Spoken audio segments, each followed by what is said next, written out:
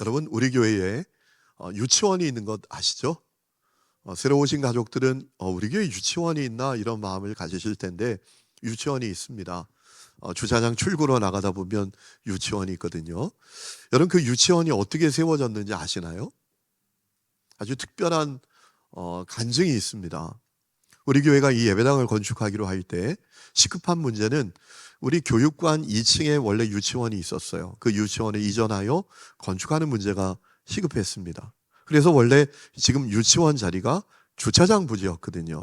그곳에 유치원을 건축하기로 결정을 했습니다. 그리고 설계업체를 정하고 설계에 들어갔어요.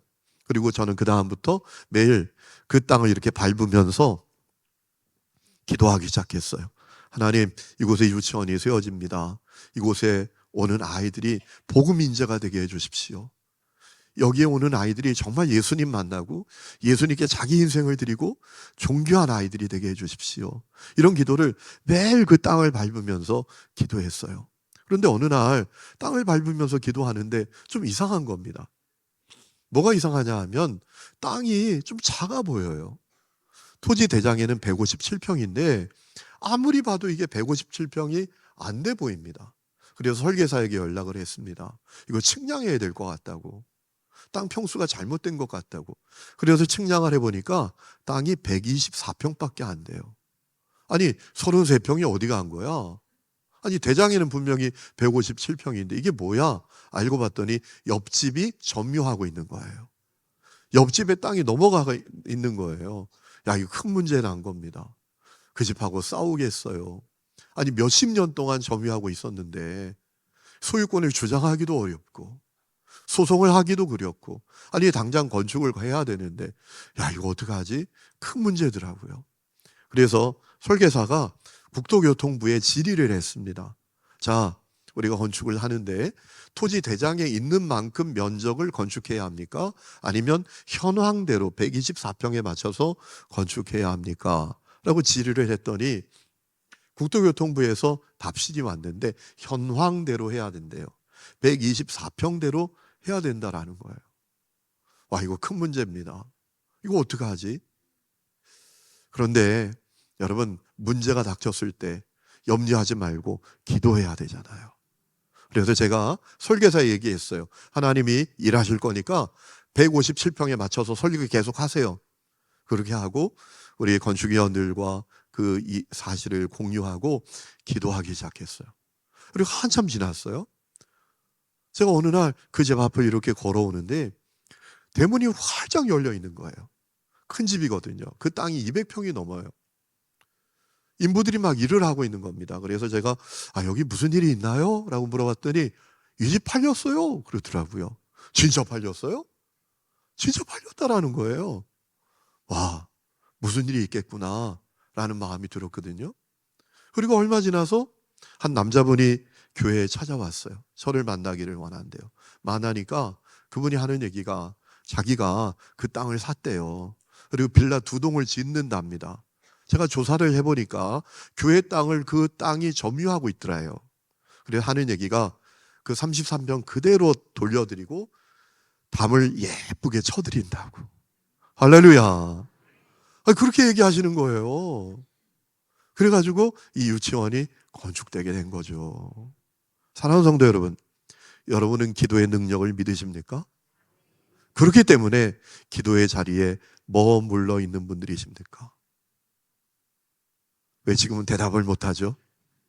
아니, 기도의 능력을 믿는다면 기도의 자리에 머물러 있어야 하잖아요. 여러분, 우리가 누구 능력을 믿는다는 것은 이거 대단히 실제적인 거잖아요. 여러분, 지금 대선을 하여 당을 바꾸는 사람들이 많아요. 왜 그렇죠? 능력이 여기 있는 것 같은 거야. 그러니까 줄 잘 서야 돼. 그래서 당을 바꾸잖아요.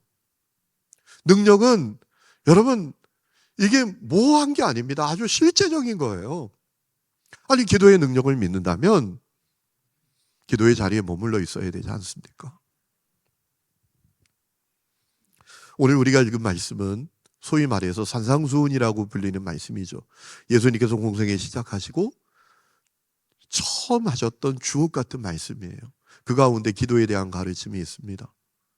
자, 주님께서 기도에 대해서 어떻게 기도해야 되는지 가르쳐 주시는데, 먼저는 어떻게 기도하라고 하셨는가 하면 남에게 보이려고 기도하지 말아라 라고 하셨어요. 5절 말씀에 보면 또 너희는 기도할 때 외식하는 자와 같이 하지 말라라고 하셨습니다. 그 다음에 기도에 대해서 가르쳐 주신 말씀이 오늘 우리가 읽은 말씀이에요. 이렇게 말씀하십니다. 너는 기도할 때 내 골방에 들어간 문을 닫고 은밀한 중에 계신 내 아버지께 기도하라. 은밀한 중에 보시는 내 아버지께서 갚으시리라 라고 했습니다. 여러분, 이 말씀 가운데 아주 중요한 두 가지 메시지가 들어 있습니다. 첫 번째, 하루에 잠시라도 세상의 문을 닫고 세상과 단절하고 하나님 바라보고 하나님께 집중하고 하나님을 향하여 기도하는 시간을 가지라라는 겁니다. 여러분, 오늘 6절에 있는 골방에 들어간 문을 닫고 기도하라라는 이 말씀은 꼭 문자적으로만 읽어야 되는 말씀은 아닙니다. 왜냐하면 골방이 없는 사람은 어떻게 합니까? 단칸방에 사는 사람은 어떻게 합니까? 이 말씀은 반드시 문자적으로만 읽어야 되는 말씀이 아니에요. 네 골방에 들어간 문을 닫고 라는 의미는 어떤 의미인가 하면 너의 삶 가운데 세상과 분리된 시간이 있어야 돼. 아무리 삶이 바쁘고 분주하고 여러 일이 있어도 그 세상과 잠시라도 단절하고 분리되어 하나님과 독대하는 기도의 시간이 있어야 돼 라는 말씀이에요. 그게 기도죠. 여러분, 기도는 절대로 멀티로 할 수 없어요. 저는 가끔 제 아내를 보면 신기해요. 여성이라서 그런가 봐요. 남자들은요, 한 가지 일밖에 못해. 한 가지 일에 꽂히면 사람이 불러도 잘 몰라요. 그런데 여성들은 참 신기해요. 동시에 여러 일을 해요. 밥솥에 밥을 올려놓고 가스불에 찌개를 끓이고 세탁기를 가서 돌리고 전화로 아이와 통화를 하면서 청소기를 돌려요. 야, 여성들은 대단해요. 멀티가 가능해. 그런데 여러분, 기도는 멀티가 가능하지 않아요. 기도는 하나님께 집중하는 거예요. 세상의 소리, 세상의 분주함을 잠깐이라도 내려놓고 분리되어 단절하여 하나님을 향하는 것이 기도다라는 거예요. 두 번째, 이 말씀 가운데 있는 아주 중요한 메시지가 있습니다. 하나님은 우리의 기도를 헛되게 하시지 않는다라는 겁니다. 자, 여러분, 은밀한 중에 보시는 내 아버지께서 갚으시리라. 이 말씀의 의미는 무엇입니까? 하나님은 세상의 모든 일을 아십니다. 하나님은 우리가 숨겨도 우리를 다 아십니다. 숨은 일도 주님은 다 아십니다. 그런데 그 숨은 일도 다 보시는 주님께서 우리의 기도를 보시고 들으시고 응답하신다라는 거예요. 그래서 제가 다른 번역본을 찾아보니까 공동 번역에는 이렇게 번역을 해 놓았더라고요. 뭐라고 번역해 놓았는가 하면, 그러면 골방에 들어간 문을 닫고 기도하면 숨은 일도 보시는 아버지께서 다 들어주실 것이다 라고 번역했어요. 여러분, 우리가 주님께 기도하면 세상의 모든 일도, 숨은 일도 다 보시는 하나님께서 우리의 기도를 헛되게 만드시지 않는다라는 겁니다. 일하신다라는 겁니다. 그 약속은 성경에 가득하잖아요. 요한복음 16장 24절에 지금까지는 너희가 내 이름으로 아무것도 구하지 아니하였으나 구하라 그리하면 받으리니 너희 기쁨이 충만하게 될 것이다. 마태복음 7장에 구하라 주실 것이다. 찾으라 찾아낼 것이다. 두드리라 너희에게 열릴 것이다. 예레미야 33장 3절에 너는 내게 부르짖으라 내가 너에게 응답하겠고 네가 알지 못하는 크고 은밀한 일을 너에게 보이리라. 여러분, 이 말씀은 이스라엘 성들에게 위대한 약속이었어요. 여러분, 이스라엘이 하나님께 범죄하고 타락하여 멸망당합니다. 바벨론 민족에게 주전 586년에 비참하게 멸망당합니다. 시드기야 왕은 두 눈이 뽑힌 채로 1500km를 질질 끌려갈 정도입니다. 이렇게 망했으면 완전히 망한 거잖아요. 여러분, 우리나라가 일본에 망했잖아요. 45년 동안 식민지로 살았습니다. 그러다 보니까 어떤 사람이 생겨요? 친일하는 사람이 생깁니다. 여러분, 친일파에게 물었답니다. 왜 그렇게 했냐고. 그랬더니 그들이 이렇게 얘기했대요. 일본이 망할 거라고 상상도 못했다고. 여러분 45년만 식민지로 살아도 일본이 망할 거라고 생각도 못 하는데, 아니 나라 망하고 포로를 끌려가서 70년 살아요. 그러면 무슨 희망을 갖겠습니까? 아무런 희망도 가질 수 없어요. 그런데 하나님께서 예레미야를 통해서 약속하시는 겁니다. 그 절망적인 상황에도 내게 부르짖으라. 그러면 크고 은밀한 일을 너에게 보인다. 그래서 하나님이 해방을 주셨잖아요. 생각지도 못했던 방법이에요. 아니 그 강대한 바벨론이 페르시아 제국에게 멸망을 당하네. 페르시아 제국의 고레스가 칙령을 내립니다. 포로로 끌려와 있는 사람들 다 고국으로 돌아가도 된다. 세상에. 여러분 어떻게 그런 일이 일어난 겁니까? 하나님은 기도하는 사람의 그 기도를 헛되게 하시지 않기 때문에 그 역사가 일어난 것 아니겠습니까? 여러분 제가 전에 사역했던 부산 해오름교회, 그 교회 조응섭 장로님이라는 분이 계세요. 이분은 유럽 큰 배를 운행하고 다니는 선장님이십니다. 배 길이가 장난이 아닙니다. 제가 울산에 그 배가 들어왔을 때 신방을 갔던 적이 있는데요. 그 배 앞에 서면 입이 벌려집니다. 이렇게 큰 거야. 보통 100m가 넘어요. 150m, 170m. 배 길이가 엄청난 배를 몰고 다니는 분이십니다. 근데 이분은 해양대학교 출신도 아닙니다. 해군사관학교 출신도 아닙니다. 이분은 해군 부사관 출신입니다. 독학해서 3등항에서 2등항에서 자격증 다 따고 또 배 타면서 또 공부하고 독학해서 1등항에서가 되어서 외국 선사의 선장으로 일하시는 분입니다. 그런데 이분에게 간절한 기도 제목이 하나 있습니다. 육지에서 일하면서 주님의 일을 하는 겁니다. 간절한 기도예요. 보통 외국 선사들은 4달 일하고 2달 휴가 줍니다. 가정 중심이기 때문에 그래요. 우리나라 선사들은 제가 부산에 있을 때만 해도 그렇지 않았어요. 6개월, 1년, 2년 타야 겨우 1달 휴가 정도 줍니다. 일 중심이니까 우리나라는. 그런데 유럽은 가정 중심이에요. 4달 일하면 너 집에 가야 돼. 너 집에 갔다 오는 게 우리 회사에 유익한 거야. 이래서 꼭 2달 휴가를 보내요. 근데 이분이 휴가를 오면 대부분의 시간을 교회에서 보내고요. 새벽 기도를 하루도 빠지지 않고 기도해요. 그 기도하는 거예요. 하나님, 내가 육지에서 일하면서 주님의 일을 하기를 원합니다. 여러분 생각에 아니 뭐 배 내려서 육지에서 일거리 찾으면 되지 뭐 그게 어려워?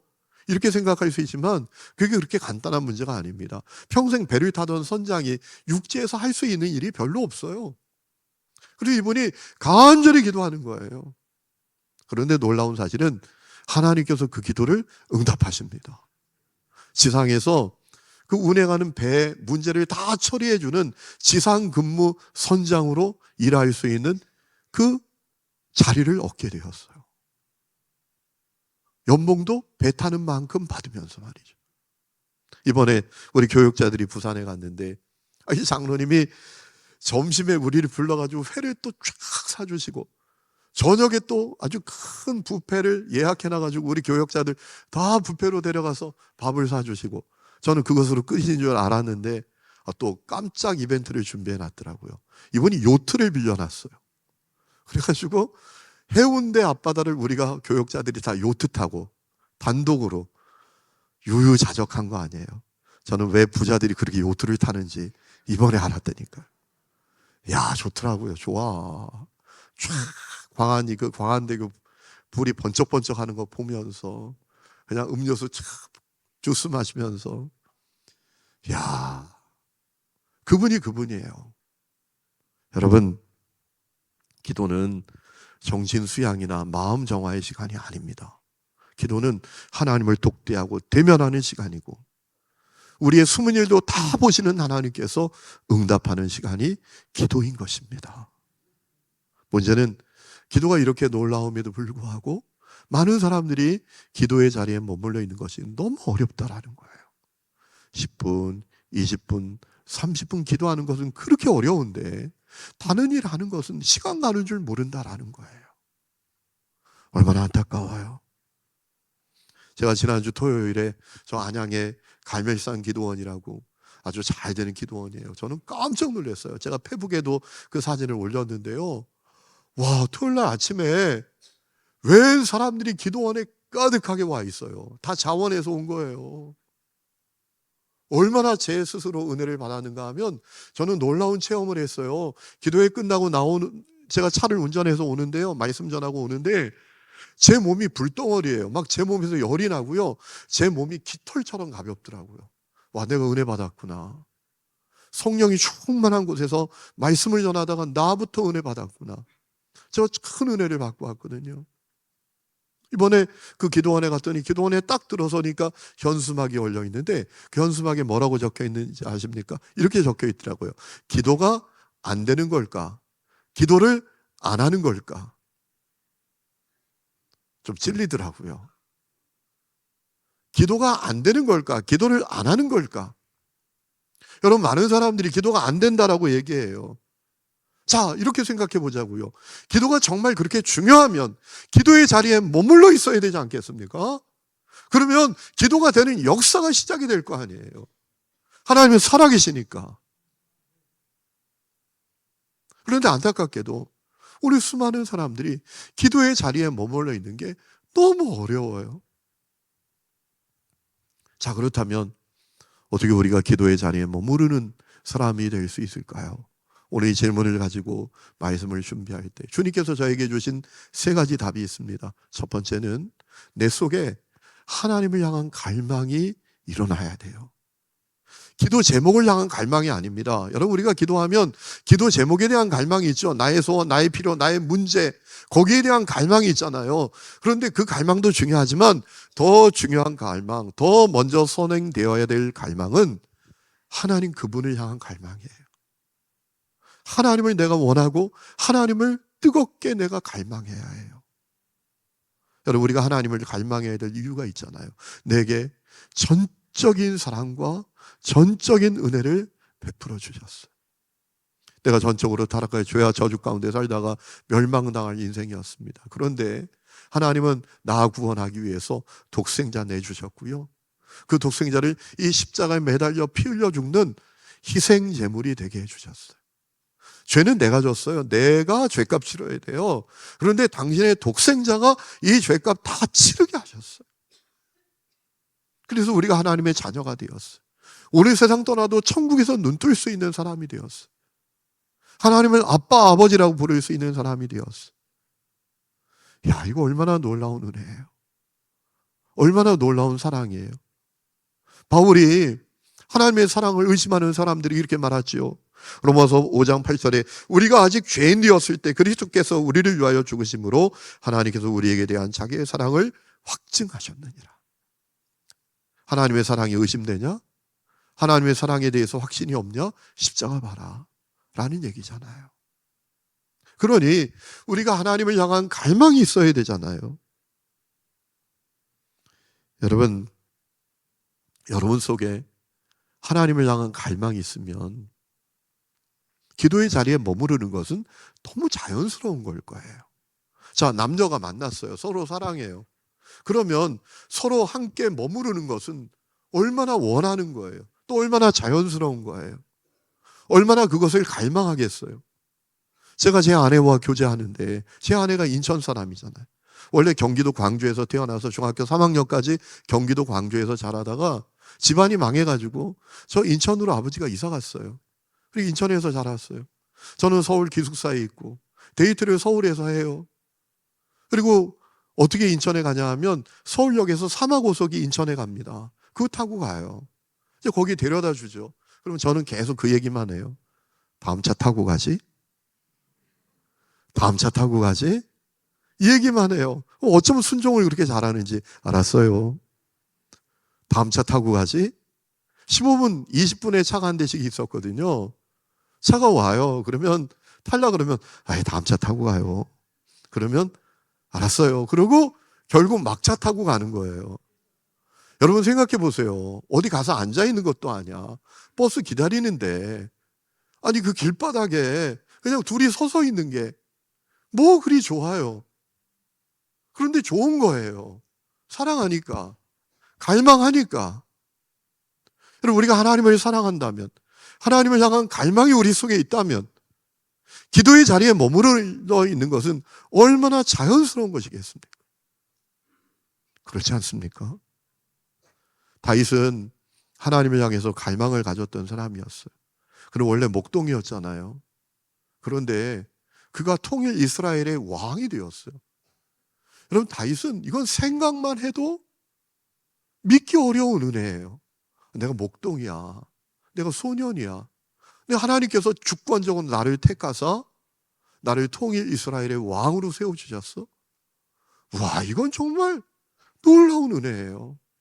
그래서 다윗 속에는 하나님을 향한 갈망이 있었어요. 시편 42장에 그가 이렇게 고백하지 않습니까? 우리 다 같이 한번 읽어보실까요? 시작. 하나님, 사슴이 시냇물 바닥에서 물을 찾아 헐떡이듯이 내 영혼이 주님을 찾아 헐떡입니다. 내 영혼이 하나님, 곧 살아계신 하나님을 갈망하니 내가 언제 하나님께로 나아가 그 얼굴을 배울 수 있을까? 여러분, 이 다윗 속에 있는 갈망이 공감되십니까? 나 저거 알아. 나 그 갈망 알아. 이런 마음이십니까? 그렇게 되기를 축복합니다. 무슨 갈망. 이게 아니라 나 그거 알 것 같아. 다윗의 고백이 뭔지 알 것 같아. 여러분, 이 마음이 우리 마음 되어야 되잖아요. 지난주 금요 성령 집회 때 다윗이 골로새서 마무리하면서 자기 동역자 다 소개하는 내용을 우리가 살펴보았잖아요. 여러분, 다윗이 독불 장군처럼 천산천하 유아독존처럼 그 혼자 위대해서 선교 사역에 성공했던 게 아닙니다. 그와 함께하는 수많은 동역자가 있었어요. 그런데 그 동역자들이 참 다양합니다. 출신, 신분, 국적, 직업 다 다양해요. 예를 들면 오네시모 같은 경우는 노예 출신입니다. 누가는 의사입니다. 마가 같은 경우는 실패자 출신입니다. 눈바 같은 사람은 아주 귀부인입니다. 다양해. 별별 사람이 다 모였어. 그런데 여러분, 그들에게 꼭 같은 것이 하나 있었어요. 그게 뭐죠? 하나님을 향한 갈망. 하나님을 향한 갈망. 하나님을 향한 갈망이 있으니 그들이 고난도 감수하고 불편함도 감수하고 감옥에 바울과 함께 갇히는 것도 감수하고 죽음 앞에 당당하게 나아갈 수 있는 것도 감수했잖아요. 여러분, 신앙생활 하나님을 향한 갈망 없이도 얼마든지 할 수 있어요. 이 교회 나오는 거 하나님을 향한 갈망 없이도 얼마든지 교회 다닐 수 있고요. 얼마든지 교회 일도 할 수 있고요. 교회 이런저런 직분이 있다고 행세하고 살 수도 있어요. 하나님을 향한 갈망 없이도. 그런데 그는 기도의 자리에 머물러 있지 못하는 사람이죠. 그 기도의 자리에 역사하시는 하나님을 경험하지 못하는 사람이죠. 평생 은혜의 강물에 발목 한번 담궈보지 못하고 끝나는 인생이 되고 마는 거죠. 하나님을 향한 갈망이 있어야 합니다. 두 번째는 하나님을 향한 확실한 믿음이 있어야 돼요. 여러분, 사실 우리가 하나님을 갈망하지 못하는 이유는 하나님의 존재와 성품과 능력에 대한 확실한 믿음이 희미하기 때문입니다. 그러니 하나님을 갈망할 수가 없는 거예요. 하나님의 존재와 그분의 성품과 그분의 일하심이 얼마나 위대한지를 잘 몰라요. 그러니 하나님을 갈망할 수가 없죠. 성도 여러분, 하나님 좋은 분이신 것을 믿으십니까? 하나님 좋은 분이세요. 시편 136장 1절에 여호와께 감사하라 그는 선하시며 그 인자하심이 영원함이로다 라고 했습니다. 여러분, 하나님이 전능하신 분이신 것을 믿으십니까? 하나님 전능한 분이세요. 여러분, 창세기 17장 말씀을 보니까 아브라함이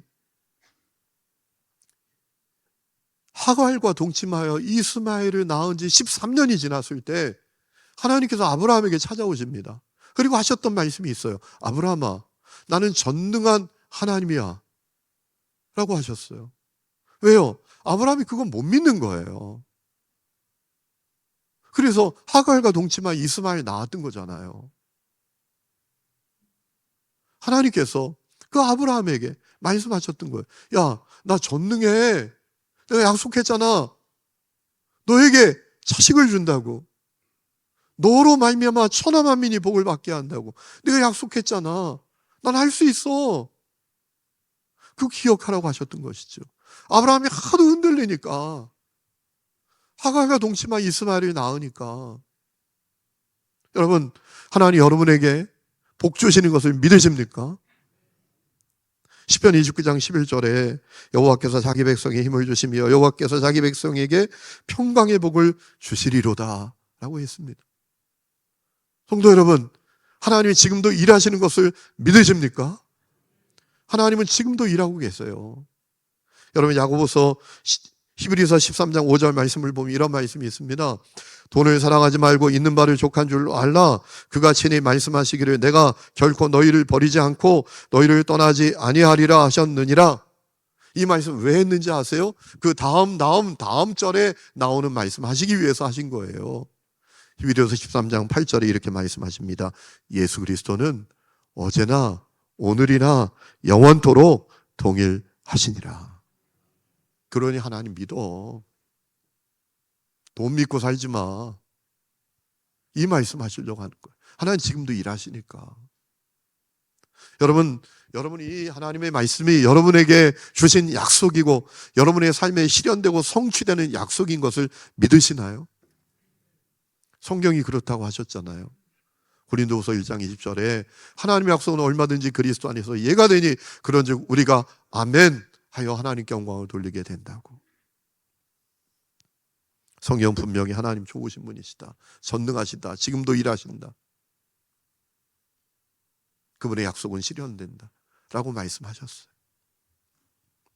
중요한 것은 우리에게 그에 대한 분명한 믿음이 있어야 되죠. 오늘 여러분에게 질문해 보세요. 그냥 가지 마시고요. 이 시간에 질문해 보세요. 나는 하나님의 존재와 성품과 일하심에 대한 확실한 믿음이 있는가? 여러분이 그렇습니다 라고 대답할 수 있다면 여러분은 기도의 자리에 머물러 있는 분들이 되실 것입니다. 세 번째는 기도의 자리에 머무르지 못하게 하는 장애물 제거해야 합니다. 그 장애물은 뭡니까? 회개하지 않은 죄입니다. 잘 들으세요. 그냥 죄가 아니라 회개하지 않은 죄. 회개하지 않은 죄는 하나님의 일하심을 가로막는 장애물이 됩니다. 기도의 자리에 머무르지 못하게 만드는 장애물이 됩니다. 스스로 거절감을 갖게 만듭니다. 하나님 나의 기도를 들으시겠어? 하나님 나 같은 사람을 용납하시겠어? 관심이나 가지시겠어? 응답이나 하시겠어? 이런 거절감을 스스로 가지게 되고요. 스스로 깊은 영적 침체에 빠지게 됩니다. 다윗이 그랬거든요. 다윗이 실수했어요. 간음죄 지었어요. 그때 그는 깊은 영적 침체에 빠집니다. 시편 32장 3절이 이렇게 말합니다.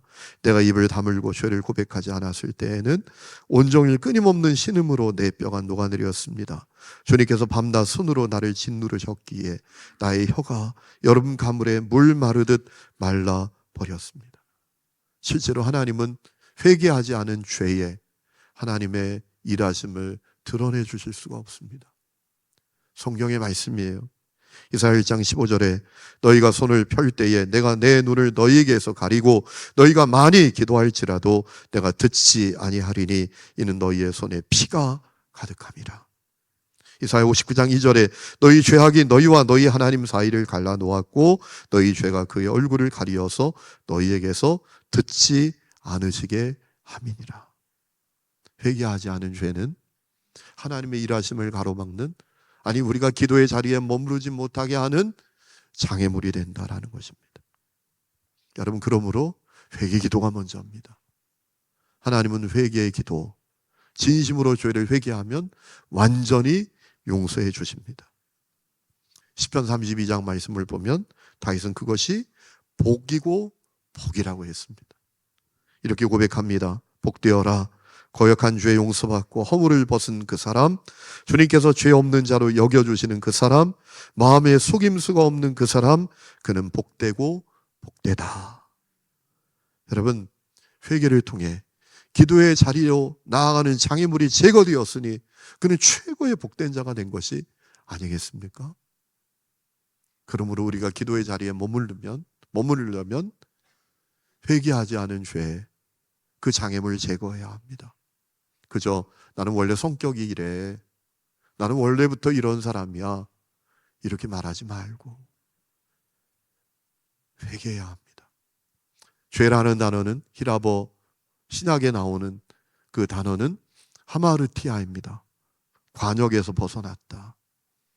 성령께서 근심하고 성령께서 원하시지 않는 모습, 여러분의 입술, 여러분의 행위, 여러분의 숨겨진 그 마음의 동기, 여러분 다 해결하셔야 합니다. 그래야 기도의 자리에 머무를 수 있습니다. 이제 내일부터 13번째 마가다락방 기도회가 시작이 됩니다. 벌써 13번째입니다. 안타깝게도 13번이 진행되는 동안 한 번도 완주하지 못한 사람들이 많습니다. 한 번도 기도의 자리에 함께하지 못한 사람들도 많습니다. 이번에 특별한 마음을 갖고 함께 보십시오. 하나님 결코 여러분의 기도를 헛되게 만들지 아니하실 것입니다. 30일 동안 집중력을 가지십시오. 밤에 약속 잡지 마세요. 이 30일 동안은 내가 새벽을 깨우는 데 초점을 맞추고 밤에 약속 잡지 마시고 새벽을 깨우는 일을 위해서 여러분의 몸과 마음과 삶의 환경을 조정해 가세요. 우리 기도의 자리에 함께 하십시다. 그래서 우리를 치유하시고 다시 세워주시고 하나님의 놀라운 일하심을 드러내시는 그 하나님을 경험하는 놀라운 역사가 여러분 모두에게 있기를 주의 이름으로 축원합니다.